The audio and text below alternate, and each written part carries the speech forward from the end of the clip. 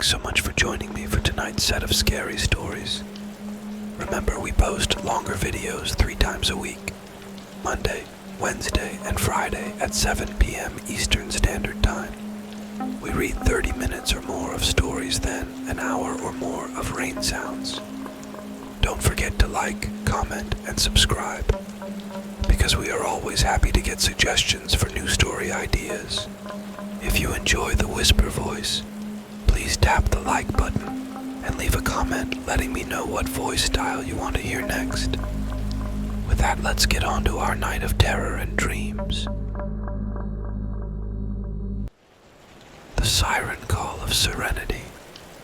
The California sun bled orange and purple across the endless Pacific horizon, painting the sky in hues that never seemed to exist anywhere else.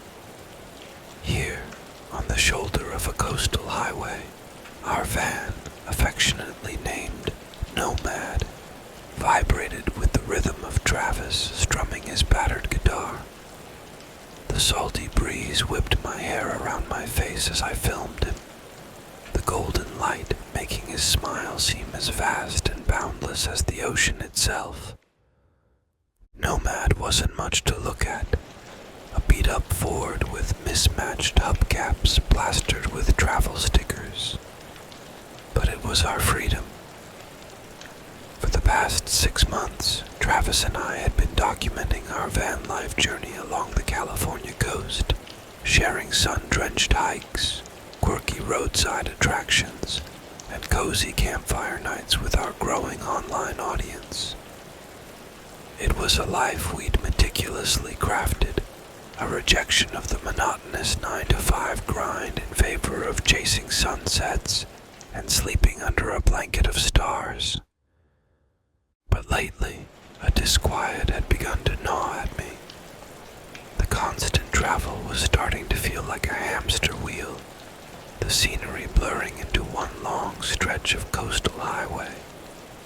My camera lens, once hungry for every new vista, felt increasingly heavy.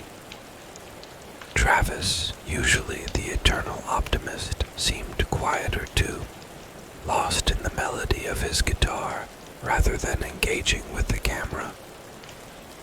"We should find a spot to camp for the night," I said, my voice breaking the comfortable silence.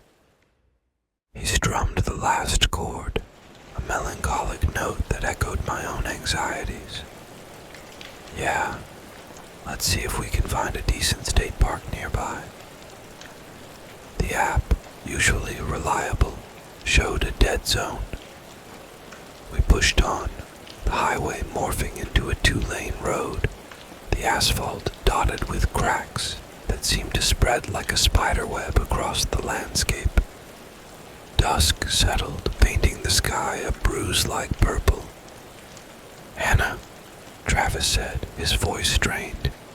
"Smoke on the horizon." We both squinted at the distant glow. At first I dismissed it as a campfire from a remote campsite. But as we climbed a slight incline, the truth slapped us in the face. Buildings, a cluster of them, nestled at the foot of a range of jagged black mountains. Relief washed over me.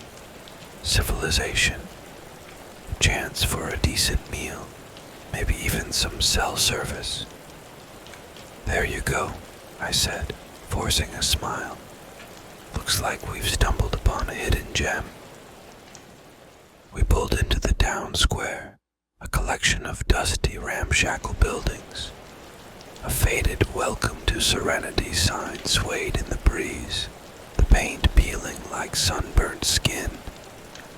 The only sign of life was a flickering gas pump outside a dilapidated gas station. The silence was oppressive, suffocating. It was a town that seemed stuck in a time warp, a ghost town masquerading as a living community. Unease prickled at the back of my neck. This wasn't the hidden gem we'd been searching for. We found a diner, the windows greasy, and the neon sign buzzing with a malevolent hum. Inside, a handful of locals couples sat hunched over their coffee mugs, their eyes following us with an unsettling intensity. The waitress, a woman with a face creased with more lines than a road map, didn't crack a smile. "Van broke down," she rasped, her voice a dry whisper. Relief flooded back in. A broken van was something we could handle. We explained about the sputtering engine, the dying battery. Her reply, however, was chilling. "No outside mechanic coming through these parts for a few days. You folks stuck here." Stuck. The word hung in the air, heavy and unwelcome. A few days might not sound like a big deal in the grand scheme of things, but the oppressive silence of the town, the unnerving gazes of the diner patrons, all of it conspired to heighten my anxiety. Travis, ever the optimist, must have sensed my unease. "Don't worry, honey," he said, squeezing my hand under the table. "We'll figure something out. Maybe someone here can take a look at the engine." The waitress snorted, a sound like sandpaper on wood. "Ain't nobody here messes with machines no more." Her cryptic words did little to ease my growing sense of dread. After a meager meal of lukewarm coffee and stale pancakes, we stepped back into the oppressive twilight. The dying gas station sign cast an eerie glow on the deserted main street. It felt like the town held its breath as we passed by, the only sound the crunch of gravel beneath our boots. The night crawled by. Nomad, usually a cozy nest, felt like a steel coffin confining us in an unwanted embrace. Every creak of the wind, every rustle of leaves outside the window sent shivers down my spine. Sleep, when it finally came, was fractured and filled with unsettling dreams of black mountains and empty eyes.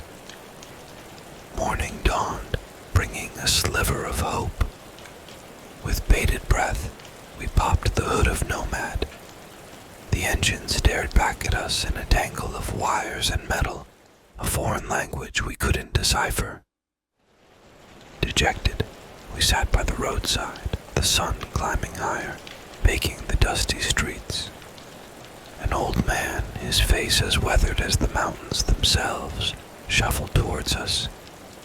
He wore overalls that had seen better days, and a straw hat casting a shadow over his rheumy eyes. "You folks the ones with the busted van?" he rasped. Travis's head shot up. "Yeah, it sputtered out last night." The man inspected the engine for a long, unsettling moment. "Looks like a simple fuel line clog. Happens sometimes with these old beasts." Relief washed over me so intense it made me dizzy. A simple fix. Days of being trapped in this unsettling town seemed to evaporate. "I can take a look," the old man continued, his voice low. "But there's a price for fixing a fuel line." "What kind of price?" I managed to ask, my voice tight. The old man's gaze met mine, a flicker of something cold and calculating passing through his watery eyes. "A story, a tale from the outside world. Heard you folks travel around, documenting your journey. A story felt like a small price to pay for freedom." Relief battled with a lingering sense of unease. "Of course," I said, forcing a smile. The old man spent the next hour tinkering with the engine, his movements slow and deliberate. We watched, a nervous energy thrumming through us. Finally, with a grunt, he straightened up. "Should be good to go now," he mumbled, wiping his grease-stained hands on his overalls. Travis popped the hood, a triumphant grin splitting his face. "It runs!" started the engine, the familiar rumble a symphony to my ears. But the moment of elation was short-lived. As we tried to pull away, the tires spun uselessly. We were stuck, not because of the van, but because of the thick, sticky mud that had mysteriously filled the empty space where the road had been just hours ago. The old man watched with a smile that didn't reach his eyes. "Looks like you'll have another story to tell, won't you?" He chuckled, a dry, hollow sound that echoed down the deserted street. The sun beat down, turning serenity into a scorching oven, and I realized with a chilling certainty that this town, with its secrets and its suffocating silence, might not ever let us leave. Panic clawed at my throat. We were trapped. The engine purred contentedly, a cruel joke in the face of our predicament. Travis jumped out, frustration etched on his face. He kicked at the mud, a childish gesture against the implacable ooze. It clung to his boots like a living thing. The old man ambled back, his smile wider this time, revealing a disturbing gap between his front teeth. "Seems like you'll be staying a while longer, folks." "What did you do?" I spat out, my voice trembling. He shrugged, the movement like a puppet controlled by unseen strings. "Just a little nudge from nature. Serenity takes care of its own." The day stretched into an eternity. The sun beat down, turning the once dusty streets into a shimmering mirage. We sat by Nomad, the silence broken only by the relentless buzzing of unseen insects. The townsfolk kept their distance, their eyes gleaming with a strange mix of pity and something darker, something primal. As dusk approached, casting long shadows across the deserted town square, a woman with hair like spun silver approached us. Her eyes, the color of faded denim, held a depth of knowledge that sent shivers down my spine. "Newcomers, are you?" she rasped, her voice like dry leaves rustling in the wind. We nodded wordlessly. "Serenity has a way of holding on to those who come seeking solace," she continued, her gaze fixed on the distant mountains. "But it comes at a cost." "What kind of cost?" Travis asked, his voice hoarse. She offered a sad smile. "A piece of yourselves, a fragment of your stories, your memories. Serenity feeds on them, keeps its secrets buried deep."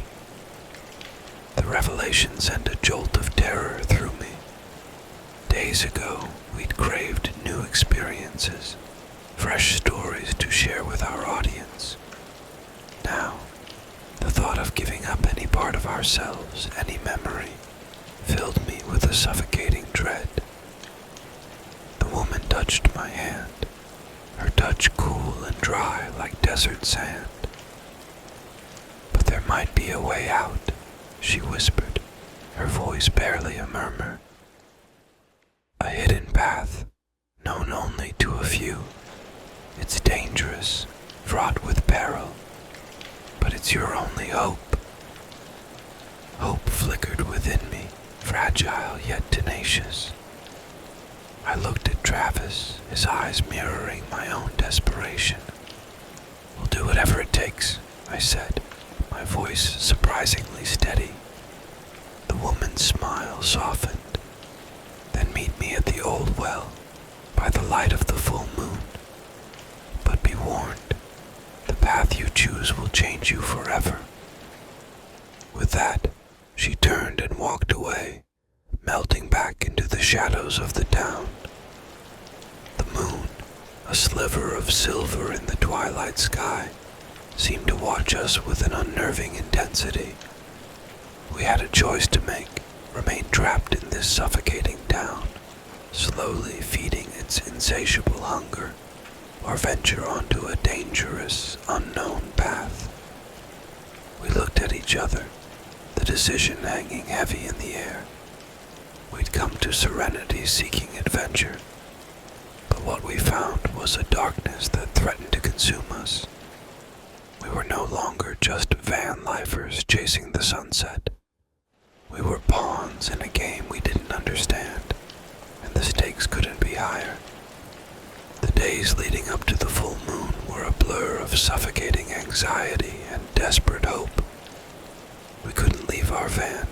The mud remained, a physical manifestation of Serenity's grip. We rationed the meager food we'd retrieved from the diner, the stale bread and lukewarm coffee, a mockery of the vibrant meals we documented online. The townsfolk offered no help, their hollow eyes holding a chilling indifference to our plight. The old man with the gap-toothed grin would occasionally appear, chuckling at our misfortune, his presence a constant reminder of the price we'd paid for his fix. Each night, we huddled under the thin protection of Nomad's roof, sharing stories from our past, desperate to cling to the fading edges of ourselves. We recounted childhood adventures, first loves, the bittersweet sting of goodbyes, anything to keep the memories alive, to push back against the encroaching darkness that threatened to steal them. The full moon finally arrived, casting an eerie glow over the parched earth. Travis and I, armed with only a rusty flashlight the woman had gifted us, snuck out under the cloak of night. The well, located on the town's outskirts, loomed like a skeletal sentinel against the inky sky. As we approached, the air grew thick and heavy. A low growl, like the rumble of distant thunder, echoed from the well's depths. We exchanged a nervous glance, our hands clasped in a silent pact. Turning back wasn't an option. The memories we clung to were fading with each passing day. The woman materialized from the shadows, her spectral form illuminated by the moon's ethereal light. "Are you ready?" she rasped, her voice a gentle tremor in the stillness. We nodded, fear mingling with a sliver of defiance. Stepping forward, we peered into the well. The darkness within seemed to writhe and pulse, beckoning us closer. "There are trials," the woman warned, her voice laced with concern. "The path will test your memories, twist them, try to claim them. Hold on to each other, hold on to yourselves." With a deep breath, we lowered ourselves into the abyss. The rough-hewn stone walls scraped against our backs as we descended, the darkness suffocating, the air thick with the smell of damp earth and forgotten dreams. The flashlight beam offered a meager comfort, its narrow reach swallowed by the endless blackness. The first trial came in the form of shimmering mirages. Images from our past, both joyous and sorrowful, flickered into existence. Our first meeting, the breathtaking sunset on the Grand Canyon, the devastating news of a lost loved one. We reached for them, desperate to hold on, but the images dissolved like smoke at our touch. Each failure sent a tremor of fear through me, a sense of being chipped away, piece by piece. We stumbled through fields of whispering echoes, voices from our past replaying half-forgotten conversations, taunting us with the memories we couldn't grasp. Travis, usually the optimistic one, stumbled, a choked sob escaping his lips. The woman's words echoed in my mind. "Hold on to yourselves. Hold on to each other." Tears blurred my vision, but I reached for him, familiar warmth of his hand a lifeline in the darkness. We clung to each other, drawing strength from the shared memories, our love story, a beacon in the suffocating gloom. The trials came thick and fast, a relentless assault on our very identities. But with each hurdle, we found a renewed sense of purpose. We weren't just fighting for our freedom, but for the preservation of our shared past, the foundation of who we were. Finally, after what felt like an eternity, the descent ended. We stepped onto a solid floor, the air no longer oppressive. A faint, ethereal light emanated from a narrow passage in the distance. "This is your only escape," the woman's voice whispered in the air. "Follow the light, but remember the path will change you. Serenity will take a piece of you, a memory, a fragment of your past. But you will leave with something else, something more precious." With one last look back at the inky darkness of the well, we walked towards the light. It grew brighter as we neared, revealing a narrow, twisting tunnel that led upwards. We entered, braced for whatever awaited us on the other side. The climb was arduous, the air thin and stale, but we pressed on, fueled by a desperate hope. Finally, after what seemed like hours, we emerged into the blinding daylight. We were on the other side of the mountain range, overlooking Serenity, the town now a miniature model of its oppressive self. The world outside Serenity felt like a forgotten dream. Lush green meadows stretched before us, vibrant with wildflowers and buzzing with life. We took deep breaths of clean air, the scent of pine and damp earth, a stark contrast to the stale, dusty air of the town. But the weight of the missing memory hung heavy, a constant reminder of our sacrifice. We didn't talk about it at first. It was a gaping hole, an unspoken void between us. But as we walked, hand in hand, a quiet understanding blossomed. We had lost a piece of ourselves, yes, but we had gained something more profound, an unwavering commitment.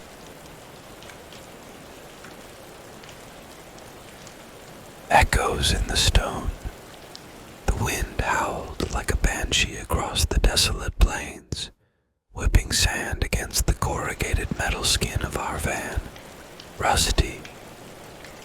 Allison, my better half and partner in this nomadic adventure, was huddled inside, nose buried in a dusty travel guide. I envied her ability to find solace in the printed page when the world outside felt like the set of a post-apocalyptic movie. We'd been on the road for 6 months, chasing sunsets, documenting forgotten towns, and living a life free from the cubicle prison that had once defined my existence. But lately, the thrill of the open road had begun to wane. The vast emptiness that had initially felt liberating now felt isolating, the silence deafening. "Look at this, Toby," Allison said, her voice breaking the monotonous drone of the wind.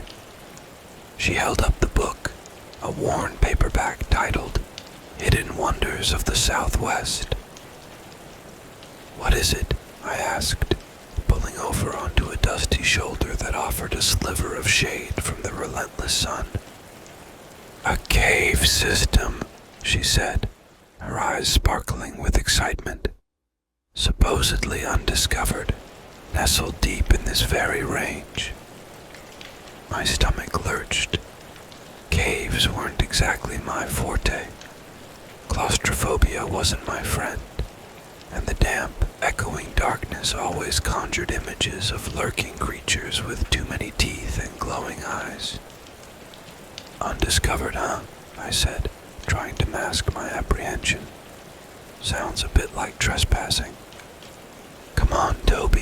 she chided, poking my arm. A little adventure never hurt anyone. Her enthusiasm was infectious. Besides, I hated to be the buzzkill. With a sigh, I agreed to check it out. The coordinates were vague at best, but after an hour of bumping along a barely there trail, we spotted it, a gaping maw in the side of a cliff, shrouded in shadow. Parking Rusty a safe distance away, we grabbed our headlamps and a camera. Documenting the undiscovered was, after all, part of our whole van life shtick. As we approached, the wind seemed to die down, replaced by an unnatural stillness. The very air felt thick with an oppressive silence. Maybe we should just... I began, but Allison was already stepping towards the cave entrance. "Don't be such a scaredy cat, Toby," she said with a playful nudge. Taking a deep breath, I followed her in. The darkness was absolute. We switched on our headlamps, their beams carving out narrow tunnels of light in the inky blackness. The air grew colder, the scent of damp earth and something faintly metallic filling my nostrils. The silence pressed in on us, broken only by the dripping of unseen water and the echoing thud of our own footsteps. The cave walls were smooth, devoid of the usual stalactites and stalagmites, as if smoothed by some unseen hand. We walked for what felt like an eternity, the passage twisting and turning, leading us deeper into the heart of the mountain. A sudden shift in the air made me stop. It felt colder, heavier, like something unseen had passed by. Allison noticed it too, her hand reaching for mine. We squeezed each other, a silent reassurance in the suffocating darkness. Then, we heard it. A low, guttural growl that seemed to reverberate from the very walls of the cave. It sent shivers down my spine, raising the hair on the back of my neck. "What was that?" Allison whispered, her voice barely audible. I shook my head, unable to speak. We stood there frozen, hearts pounding in our chests, the growl echoing again, closer this time. Panic clawed at my throat. "We need to get out of here," I managed, my voice hoarse. But as I turned to retrace our steps, the tunnel behind us seemed to have vanished. "Toby," Allison's voice trembled. "Where did the way out go?" We were lost, trapped in this oppressive darkness with whatever had made that horrific sound. Fear, primal and raw, flooded my senses. I squeezed Allison's hand, the only tether to sanity in this swirling vortex of terror. Trapped. The word echoed in the vast chamber we'd stumbled into, a cavern far vaster than any passage we'd traversed before. The dim light from our headlamps barely scratched the surface of the darkness, casting grotesque shadows that danced on the smooth obsidian walls. The air grew thick and metallic, the scent almost tangible on my tongue. Allison's grip on my hand tightened. "Toby," she whispered, her voice barely audible over the pounding of my own heart. "What now?" There was no answer, only the oppressive silence punctuated by the distant dripping of unseen water. The passage we'd entered through was gone, replaced by a sheer rock face.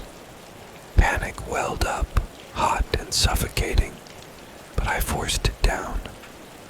We couldn't afford to crumble. "There has to be another way out," I said, my voice hoarse in the dead air. We huddled together, our headlamps scanning the cavern walls, searching for any sign of an opening. The cold pressed in, seeping into my bones, chilling me to the core. Then, a flicker of movement in the distance caught my eye. A shadow, dark as midnight, detached itself from the wall and slithered into view. Our headlamps caught a glimpse of something long and sinuous, with eyes that glowed a malevolent red in the darkness. The growl came again, closer this time, a sound laced with hunger. Allison gasped, her grip tightening on my hand. We backed away, adrenaline pumping through our veins, our senses heightened to a painful degree. The creature emerged fully, a monstrous serpent unlike any I'd seen in even the most twisted nightmares. Its scales shimmered an unnatural black, its body thick as a tree trunk. There was no mistaking the malevolence in its red eyes, a terrifying intelligence that sent a shiver down my spine. This wasn't just a beast. It was something older, something far more evil. Instinct took over. We turned and ran, deeper into the cavern, the serpent's heavy body slithering after us. The echoing thud of its scales scraping against the rock was a terrifying counterpoint to the pounding of our hearts. This wasn't a race we could win. We came upon another passage, narrower than the one we'd entered through, and dove in. The tunnel seemed to twist and turn on itself, disorienting us further.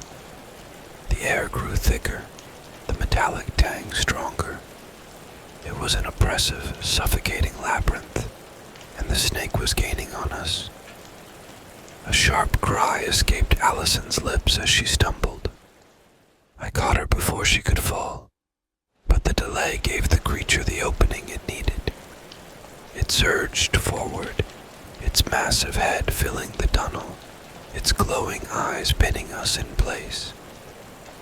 Fear threatened to paralyze me, but instinct roared louder. I shoved a fallen rock into the creature's gaping maw, a futile gesture against its monstrous size. But for a fleeting moment it seemed to falter, giving us a chance. We scrambled further down the tunnel, lungs burning, legs screaming in protest. The darkness seemed to press in from all sides, suffocating. Then, just when I thought we were done for, the passage opened into another chamber. This one was different.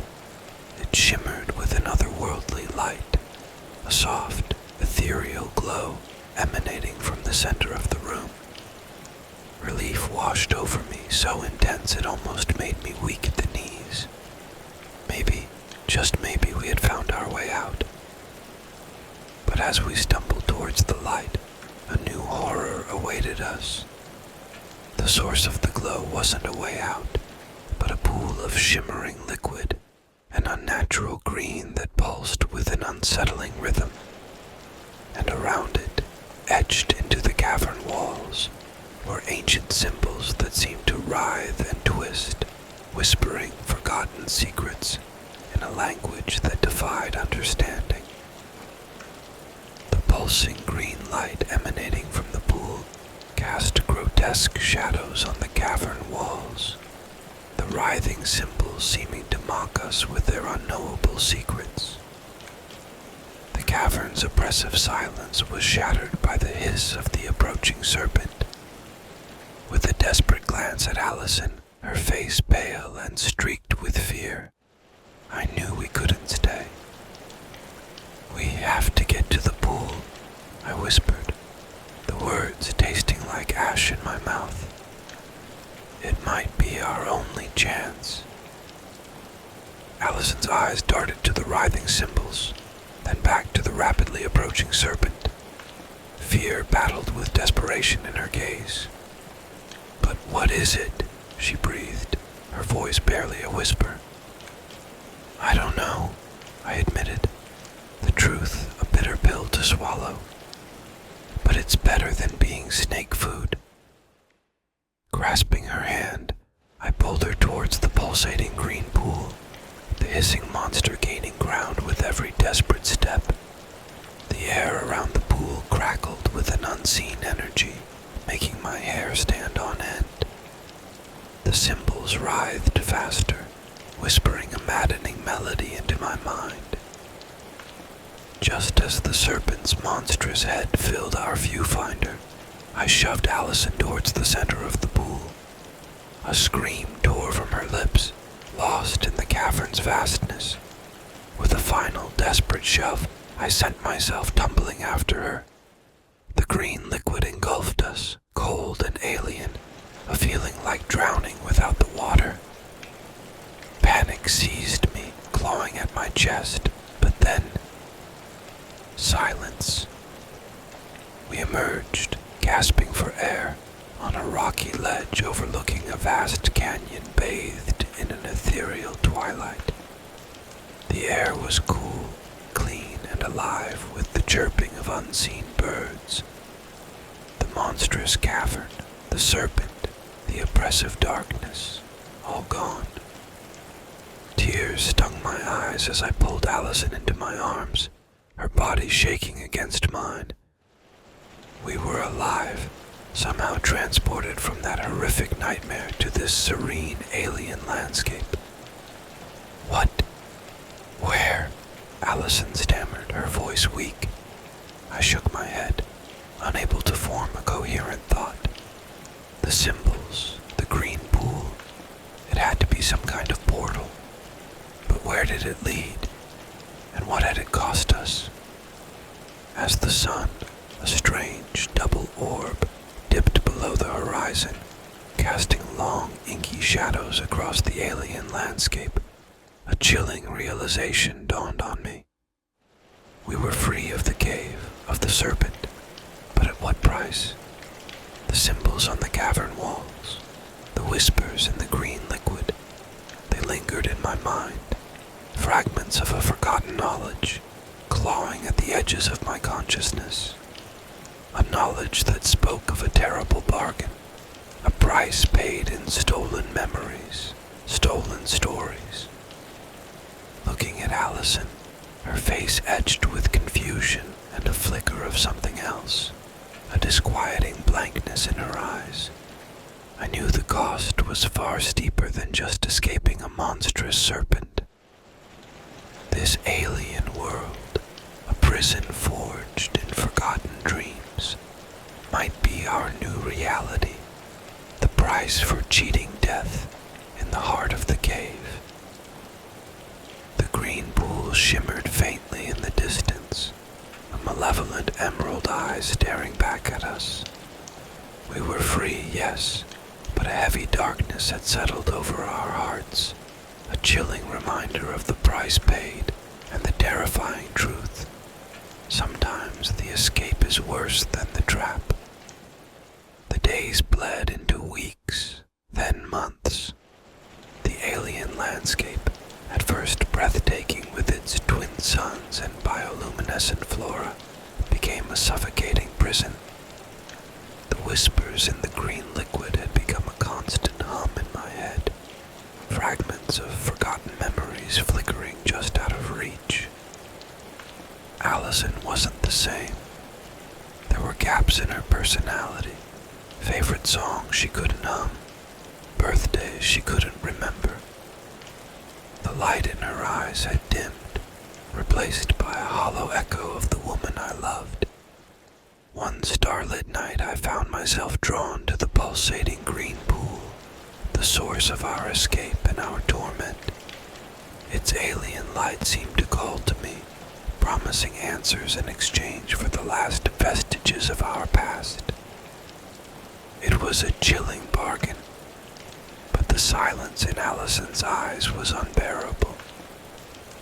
Kneeling beside the pool, I dipped my hand into the cool liquid. The whispers intensified, a cacophony of fragmented memories, shared jokes, our first kiss under a starry sky, the bittersweet sorrow of a lost loved one. It was a tapestry of our lives, vibrant and cruel in its clarity.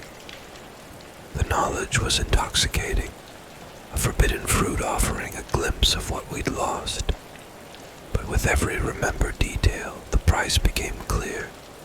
A sharp pang of pain lanced through my head as a memory of Allison singing our favorite song on a rainy afternoon evaporated, replaced by a hollow emptiness. Pulling my hand back, I saw tears trace glistening paths down my face. It wasn't just the memories we'd lost, it was the future we'd sacrificed. We couldn't stay here, slowly fading into empty shells. But was there even a way back? Hope flickered in the darkness as I remembered a fragment of the whispers, a mention of sacrifice and a balancing act. Perhaps there was a way to restore our memories, not by taking from the pool, but by giving back. A plan began to form in my mind, a desperate gamble.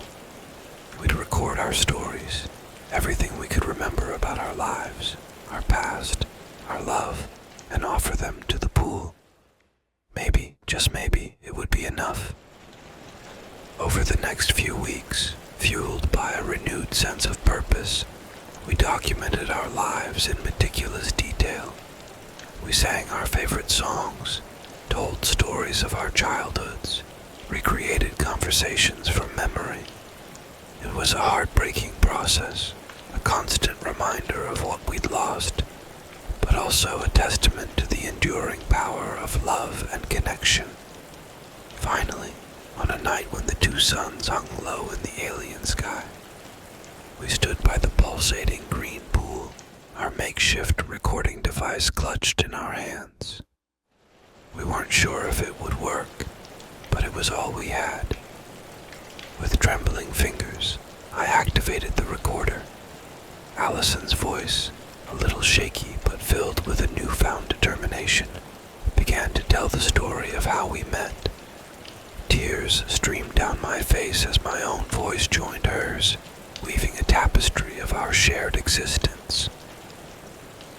As the last note faded, a profound silence descended. Then the green pool began to shimmer with an intensity that made us shield our eyes. A low hum filled the air, growing louder until it reached a crescendo. The pool erupted in a blinding light. When we could finally open our eyes, the alien landscape was gone. Rusty sat parked on a dusty road, its familiar dented panels a beacon of hope. We were back, but were we the same? Stepping out of the van, we looked at each other, a mix of emotions swirling on our faces. We were changed, undeniably.